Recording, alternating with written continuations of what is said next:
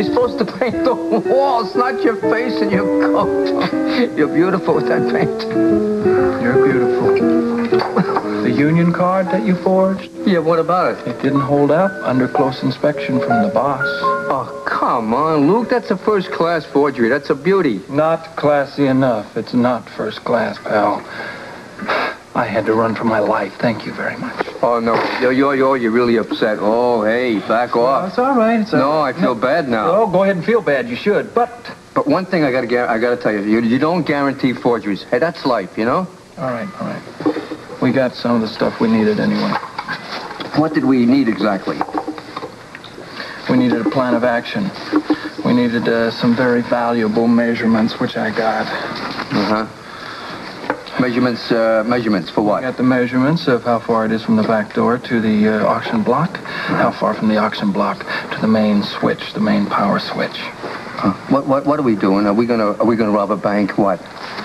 No, but if this goes well, we may open our own branch. Attaboy, you got your sense of humor back. I like that. That's better. Happy to see that. How did you do? Well, I did pretty good. I got the address of the where they're going to send the security guards, the company that's going to send the security guards. Terrific. Somehow, when you say terrific to me, I get palpitations. Mm-hmm. I get worried. Well, next time you want to play a little practical joke, pal, don't do it on my money and my time. Okay. No, I phoned the diner already and Luke's not there. Aha. We only eat at the diner if Luke is there. Is that the way that goes? No, it's not that. It's just that, you see, Luke left this note under my door this morning saying that he couldn't drive me to work. And, well, I haven't heard from him since then, and I just wanted to get all this nonsense straightened out about my painting.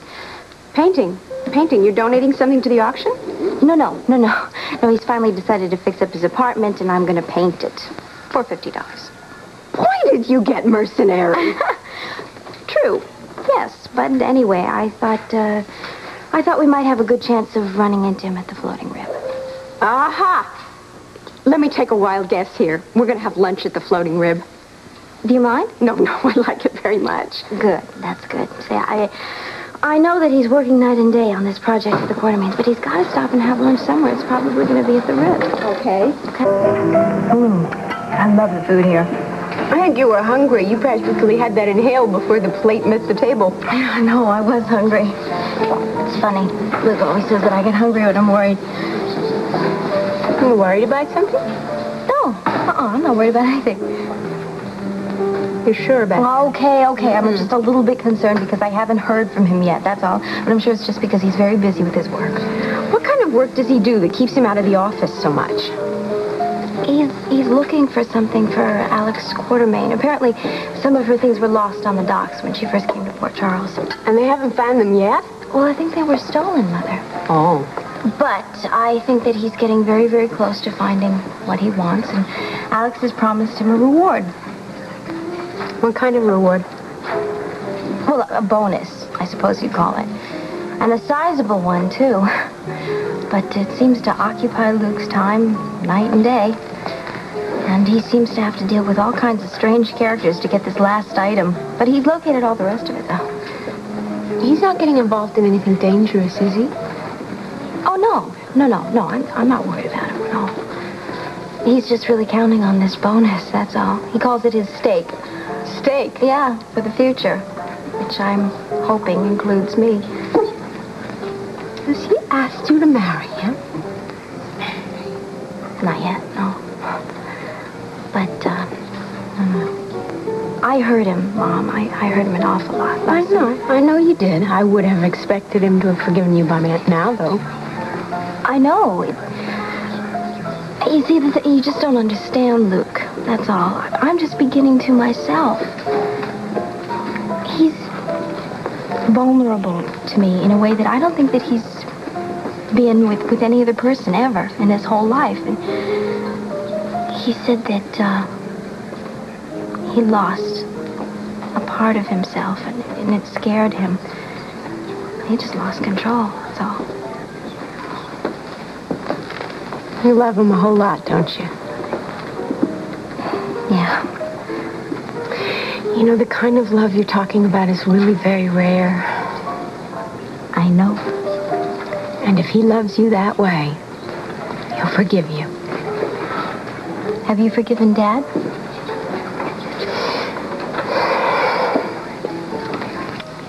Yeah, I think I have. And I think I will always care about him in a very special way. By the way, speaking of your father, did you know that he's not exactly sure that Luke is the right person for you at all? I hope that feeling changes.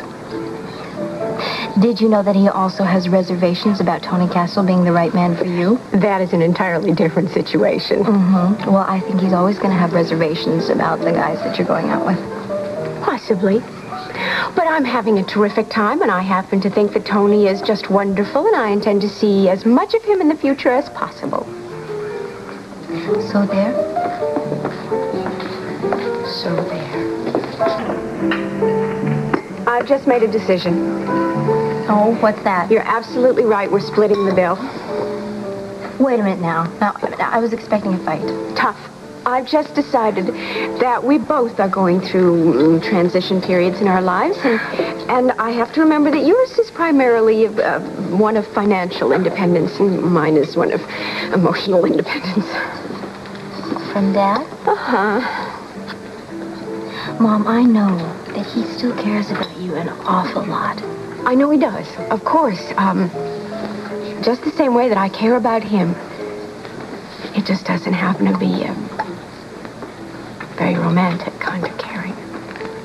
No, no, really, I'm not so sure about that. I've seen the way he looks at you, Mom. And he's not just... He doesn't just have reservations about the guys that you're going out with just because he feels protective of you. What? What are you thinking? No, it's not. Come on, silly. what's so funny? Well, I was thinking about this sort of silly thing that happened the day of the big parade. Yeah, what happened? Well, we both wound up working as it happened in emergency. We had both volunteered because they were going to be really short-handed because of so many of the staff marching in the parade. And I don't know, sometime during the day, Tony Castle just popped in and asked if I could take a break and come have some tea with him. We went to the cafeteria, and I suddenly got this page from emergency, and I called, and it was Rick, and he was saying he hated to interrupt, but could I get back there because we really had this sudden influx of emergencies. I didn't hear about any accidents. Were they serious? Well, the first patient I had when I got back there had a piece of soot in his eye. Oh, you've got to be kidding. No, and the next one was even worse. That poor girl had a blister from marching in that parade. I don't believe it. You see that? I mean, he was so jealous he had to find something to get you away from Tony Castle. Poor little devil. You know, Luke sometimes does things like that, too.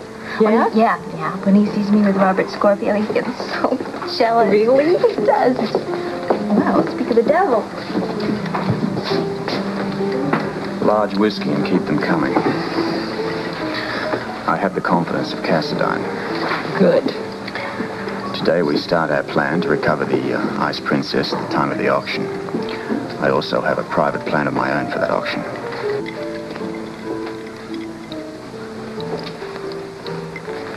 My job? Contact O'Reilly. I'll need certain services within a few days. Right. Tell O'Reilly it's urgent. Check. Hello, Robert. Robert? Laura! Hello. What a wonderful surprise. I waved to you. You didn't even see me. I'm sorry about that. I just wanted to say hello. I hope I'm not interrupting anything.